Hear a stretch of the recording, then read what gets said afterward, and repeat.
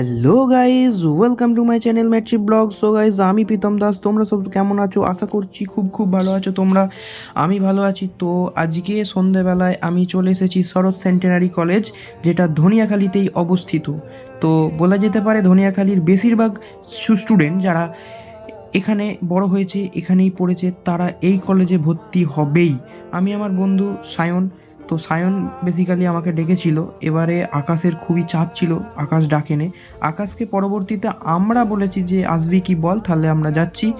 তো Dhaniakhali short centenary কলেজে আমার কলেজ নয়, আমার দিদিরা সব এই কলেজেই পড়েছে অবশ্য, কিন্তু আমি তো এই কলেজে পড়িনি, সেই কারণে খোঁজটা সায়নই রাখে, কারণ সায়ন এই কলেজের স্টুডেন্ট।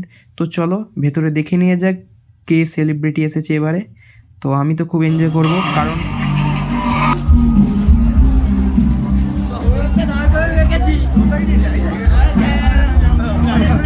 ঢোকানোর জন্যে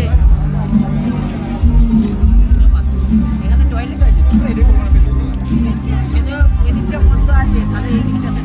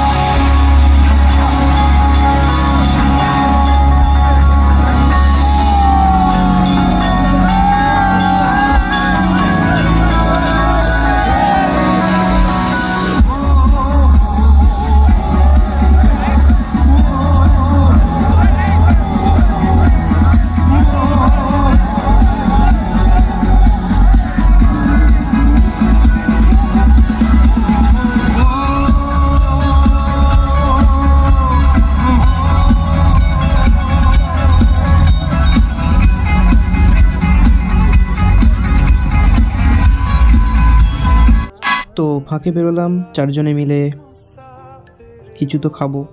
তো ঘুগনি খেলাম। তো বেসিক্যালি সায়নই ট্রিট দিল, তো বললাম সায়ন তোর কলেজ তুই ট্রিট দে। তারপরে পকোড়া খেয়ে নিয়ে সায়ন বললো চল কফি খেয়ে আসি। তো দেখলাম কফির অ্যারেঞ্জমেন্ট ছিল, তো কফি খেয়ে নিলাম।